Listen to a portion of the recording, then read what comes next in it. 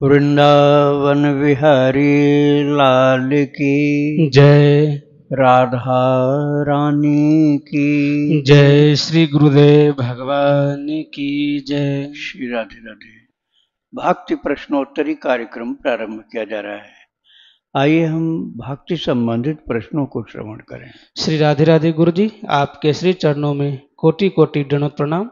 प्रश्न है आज का, रेखा सैनी जी हैं गुरुग्राम से। इनका प्रश्न है, मेरी सासू माँ की मृत्यु 8 वर्ष पहले हो चुकी है। उन्होंने गुरुग्राम से ही प्रकाशपुरी बाबा से नाम दान ले रखा था।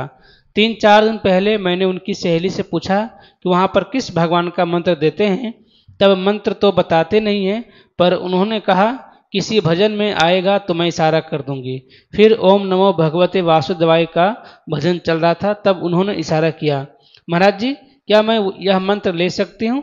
पर प्रकाशपुरी बाबा की कई वर्ष पूर्व मृत्यु हो चुकी है। वह किसी साधु जी के सिर पर हाथ रख गए हैं, वही गुरु मंत्र देते हैं। अब वह कभी सत्संग नहीं सुनते, बस गुरु मंत्र देते हैं।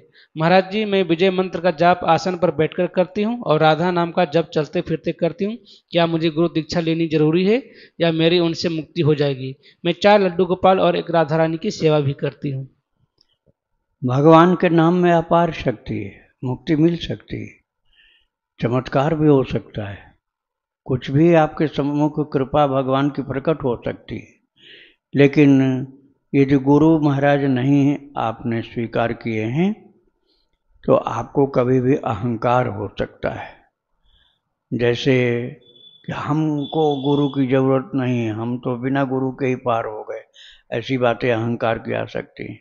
एक दूसरी बात और भी है भक्तों, कि यदि कोई हमको देख रेख करने वाला नहीं हो तो हमारी उच्छृंखलता नहीं जाती है। उच्छृंखलता इसलिए नहीं जाती कि हमें देखने वाला कौन है। आप जो कार्य 5 वर्ष के बच्चे के सामने नहीं कर सकते हैं, जो कार्य मतलब निंदनीय कार्य, जो निंदनीय कार्य 5 वर्ष के बच्चे के सामने नहीं कर सकते हैं, वो भगवान के सामने करते हैं। इसका मतलब भगवान में विश्वास नहीं है, भगवान में श्रद्धा नहीं है। तो जब गुरु महाराज में आपकी श्रद्धा हो जाएगी तो आपको लगेगा कि गुरुदेव हमको देख रहे हैं, तो फिर आप पापों से भी बच जाओगे, उनकी कृपा का अनुभव भी करोगे और फिर आपकी आध्यात्मिक प्रगति भक्ति बहुत तीव्रता से आगे बढ़ेगी। इसलिए दीक्षा मिल जाए एक महान किसी श्रद्धावान भक्तिवान एक संत से शिष्य को मिल जाए तो अच्छा रहता है। हाँ, जब तक ऐसी श्रद्धा आपकी नहीं हो रही है या गुरु की प्राप्ति नहीं हो रही है, तब तक आप बिना दीक्षा के भी नाम जप कर सकते हैं, उससे कोई भी हानि नहीं, फायदा ही होगा। तो बिना दीक्षा के भी आप नाम जप करिए। और जब आपके मन में जैसे भूख लगती है ना, तभी भोजन अच्छा लगता है। अब बिना भूख के भोजन कोई दे दे तो अच्छा नहीं लगता है। ऐसे जब गुरु की प्यास जगेगी आपके अंदर तब दीक्षा लेना। अब बिना प्यास के ही दीक्षा ले लोगे तो गुरु का तिरस्कार कर दोगे। आप कहोगे मैं तो उनसे अच्छा हूँ, तो फिर अपराध हो जाएगा। इसलिए पहले आप खूब जप करो, लेखन करो, जप करो भगवान का नाम, भक्तों का चरित्र सुनो, भगवान का चरित्र सुनो। और जब गुरुदेव के लिए मन में खूब श्रद्धा उमड़े, प्यास जगे, तब दीक्षा लेना तो अच्छा रहेगा। राधे राधे। बलराम मिश्रा जी हैं, इनका प्रश्न है, आपके द्वारा भजन की संख्या 1 लाख से 3 लाख की जब भी बताई जाती है तो हरे राम राम राम हरे हरे, हरे कृष्ण कृष्ण कृष्ण हरे हरे की 64 माला या इससे कम में बताते हैं। परंतु क्या जानकीनाथ के युगल नाम को 50,000 या इसके कम में जपें तो क्या इसकी गणना नहीं मानी जाएगी? क्योंकि मैं अपनी कृपा और जानकीनाथ के बल से ठीक ठाक संख्या कर लेता हूँ, जबकि सरकारी दायित्वों को भी निभाना पड़ता है।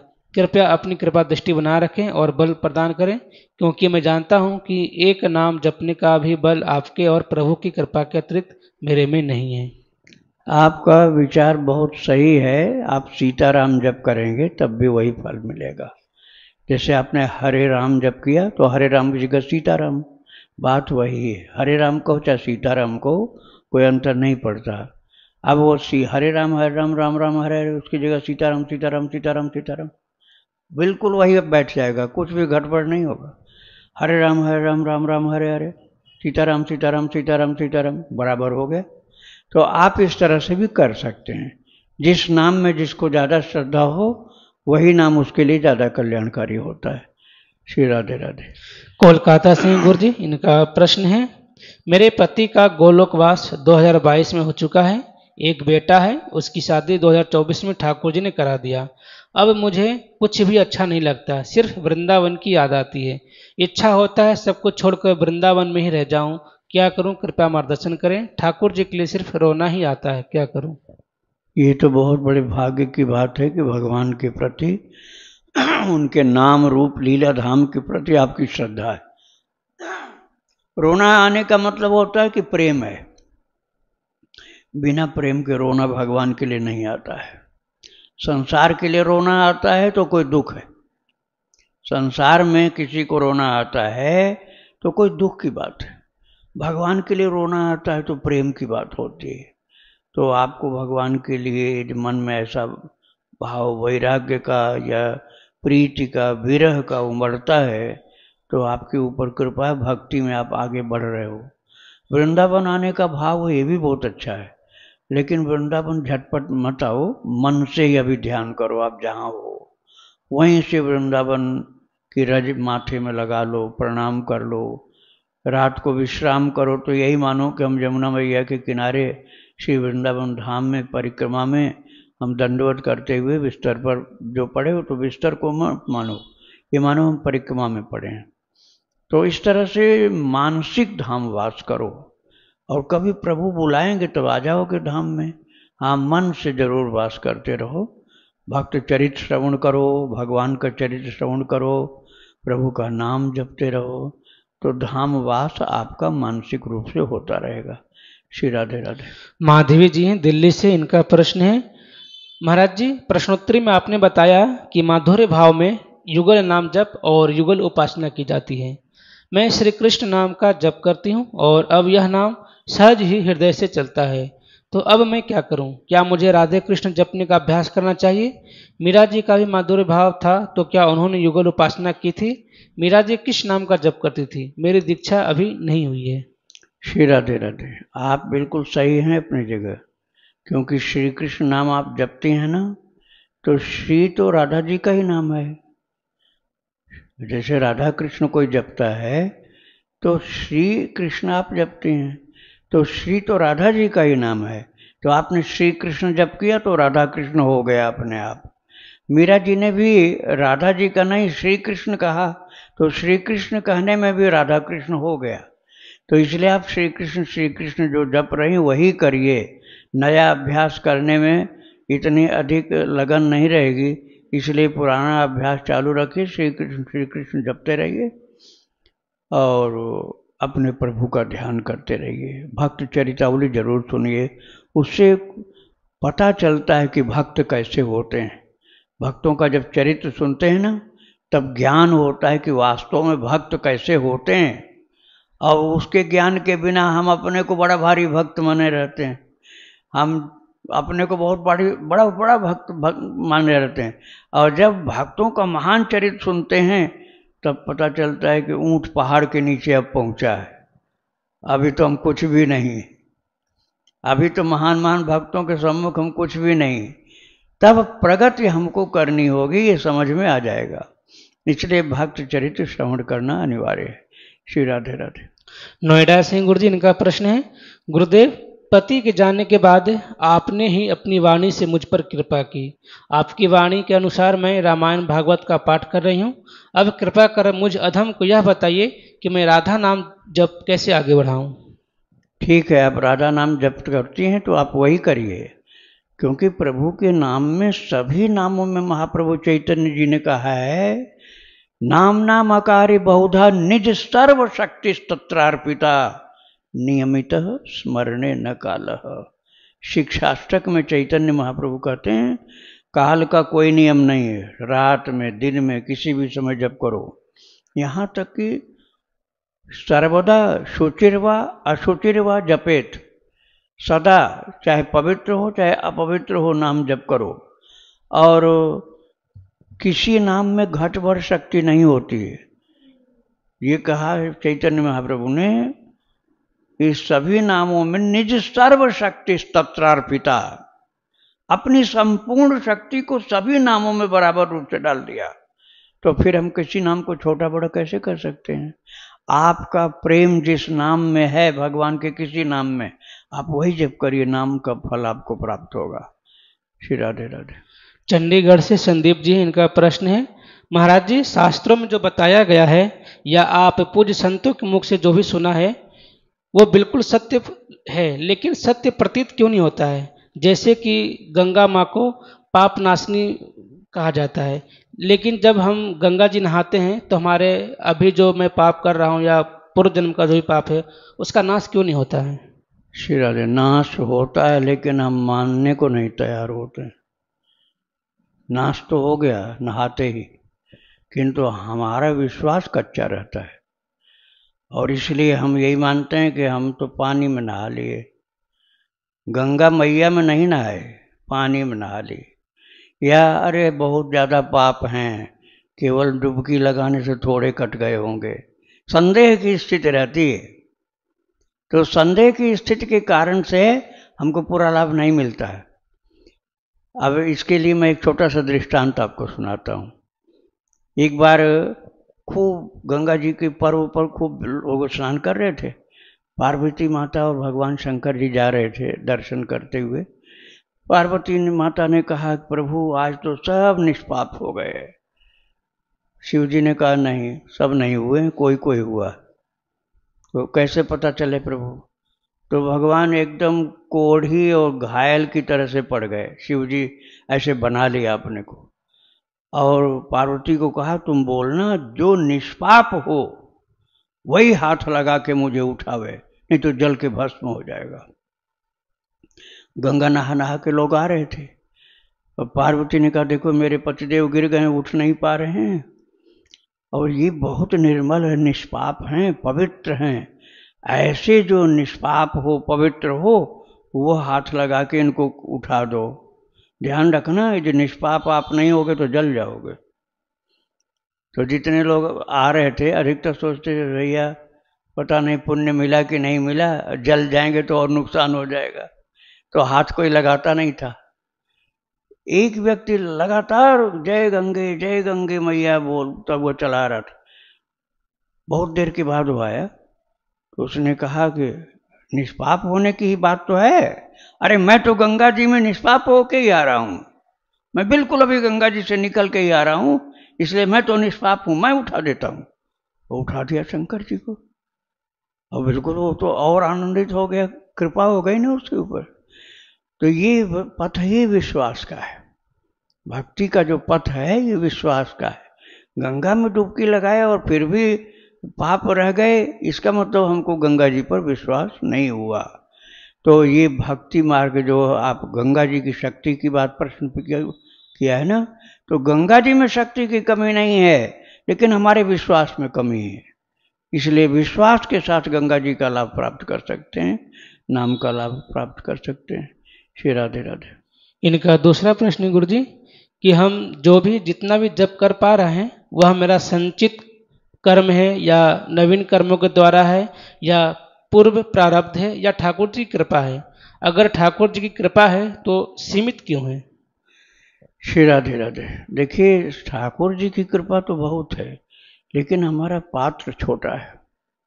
जिस पात्र में हम उनकी कृपा के धन को लेना चाहते हैं वो यह तो छोटा है, एक बात तो यह है।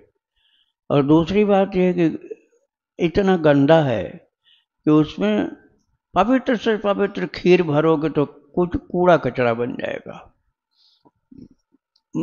एक बार गौतम बुद्ध भगवान किसी के यहाँ भिक्षा लेने गए थे और जब वो भिक्षा लेने के लिए गए तो वो जिस पात्र को ले गए थे उसमें बहुत मिट्टी लगी हुई थी, बहुत गंदी थी, गंदा था पात्र। तो जो आदमी भिक्षा दे रहा था बोला, बाबा अरे धो के लाओ, धो के लाओ, ऐसे गंदे पात्र में हम कैसे भिक्षा दे दें। बोले तुम भिक्षा पात्र में नहीं दोगे जो दे रहे हो? नहीं, पहले साफ करके लाओ। बोले वही तुम्हारे प्रश्न का उत्तर देने में आया था, तुम कह रहे थे मेरे ऊपर कृपा कर दो, तो मैंने कहा बहुत दिन तक साधना करनी पड़ेगी तब कृपा का फल मिल पाएगा। ऐसे ही जैसे तुम मेरे इस गंदे पात्र में नहीं भिक्षा दे सकते हो, ऐसे तुम्हारे गंदे अंतःकरण में भगवान का रस उदय नहीं हो पाएगा, प्रेम नहीं उदय हो पाएगा। पहले साधना करो, खूब तपस्या करो, खूब जप करो, खूब ध्यान करो। जब निर्मल हृदय हो जाएगा तब प्रेम का उदय होगा। तो भक्तों, वास्तव में भगवान की कृपा में कमी नहीं है, हमारी पात्रता में कमी है। पात्रता की प्राप्ति के लिए साधना करनी पड़ती है, और जिस दिन पात्रता हमारी हो जाएगी उस दिन ठाकुर जी के रंच मात्र कृपा से सब कुछ हो जाएगा।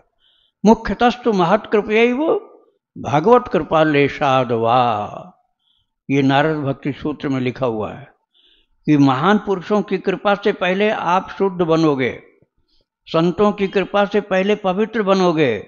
मुख्यतस्तु महत् कृपयैव, और इसके बाद भागवत कृपा लेशाद वा, फिर भगवान की लेश कृपा से तुम माला माल हो जाओगे। संत कृपा से निर्मल बनोगे, भागवत कृपा से सर्वस्व लाभ प्राप्त हो जाएगा।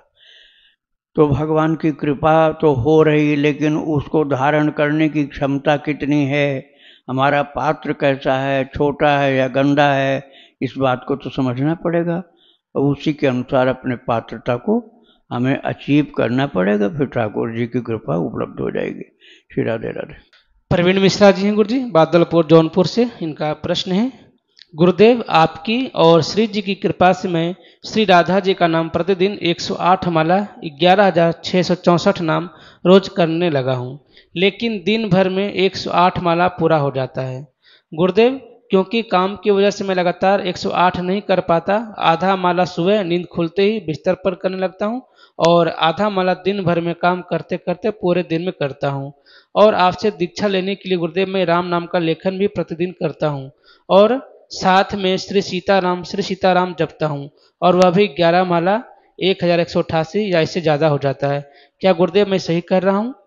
आप बिल्कुल सही कर रहे हैं। माला से जो जप कर रहे हैं वो तो सही है ही आपका, बिना माला के भी करो। जैसे आप स्कूटी चला रहे हो या ड्राइविंग कर रहे हो, गाड़ी चला रहे हो, तो उस समय बिना माला के भी राम राम राम राधे राधे राधे राधे सीताराम सीताराम, जो आपका जप का अभ्यास है। आप ड्राइविंग करने में जब आपका अभ्यास कोई नए तो हो नहीं, नया कोई ड्राइविंग सीखा होगा तो उसको बहुत कंसंट्रेट माइंड करना पड़ेगा। अब जिसका अभ्यास हो गया है उसके तो हाथ पैर अपने आप चलते रहते, तो वो जप कर सकता है। और भक्त चरितावली भी श्रवण करना है। प्रश्नोत्तरी तो आप सुनते ही होंगे, इसीलिए प्रश्न किया आपने। तो आप पात्रता आपकी उत्पन्न हो गई है, इसलिए आप लगन से लग गए हैं, वही और आगे बढ़ती जाएगी पात्रता, निर्मलता, फिर ठाकुर जी की भक्ति मिल जाएगी। राधे राधे। इनका दूसरा प्रश्न है, गुरुदेव मुझे प्रभु मित्र के रूप में चाहिए, मैं उनको मित्र के रूप में देखना चाहता हूँ, पाना चाहता हूँ, तो उसके लिए मुझे क्या करना होगा? गुरुदेव कृपया उचित मार्गदर्शन दीजिए। गुरुदेव मैं भक्त चरितावली रोज सुनता हूँ और रोज आपका भक्त प्रश्नोत्तरी कार्यक्रम को भी सुनता हूँ। आप ही मेरे दिमाग में हमेशा रहते हैं, वृंदावन हमेशा दिमाग में बसा रहता है। गुरुदेव कृपया इस दास को स्वीकार करें और अपनी कृपा बनाए रखें। आपके श्री चरणों में है। राधे राधे। श्री राधे। बहुत अच्छी बात है, आप चरित्र भी सुनते हैं, प्रश्नोत्तरी भी सुनते हैं, और आप भगवान को मित्र बनाना चाहते हैं, तो याद कर लो सुदामा जी बनना पड़ेगा आपको। अब आप बहुत माला माल बनोगे तो भगवान से मांगते ही रहोगे रात दिन, ये दे दो, वो दे दो, ये दे दो, तब सुदामा जैसे नहीं बन पाओगे। सुदामा के ऊपर कन्हैया की कितनी कृपा होती है, जो दुर्योधन के यहाँ 56 भोग नहीं खाए, सुदामा के टूटे फूटे चावल, बिना पके कच्चे चावल मुट्ठी भर भर के खा गए, और बिन मांगे सब कुछ दे दिया। पूरे जीवन में सुदामा ने भगवान से कुछ मांगा नहीं। पत्नी ने बहुत हठ किया, तब चले गए थे जरूर, दर्शन करने गए, मांगा नहीं, वहां भी नहीं मांगा।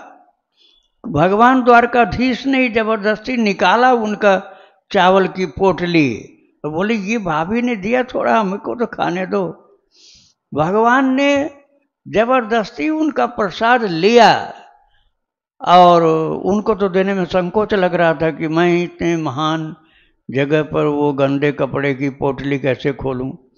और सुदामा मांगने के लिए भेजे गए थे, लेकिन मांगा कुछ भी नहीं। उनकी पत्नी ने भेजा था कि उनसे मांग के लाओ, मांगा कुछ नहीं, बिन मांगे ही ठाकुर जी ने दिया।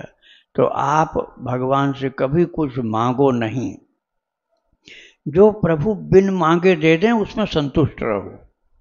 प्रभु जो बिन मांगे देते हैं उसमें संतुष्ट रहो, उसमें मत कहो कि भगवान ने हमको कम दिया है।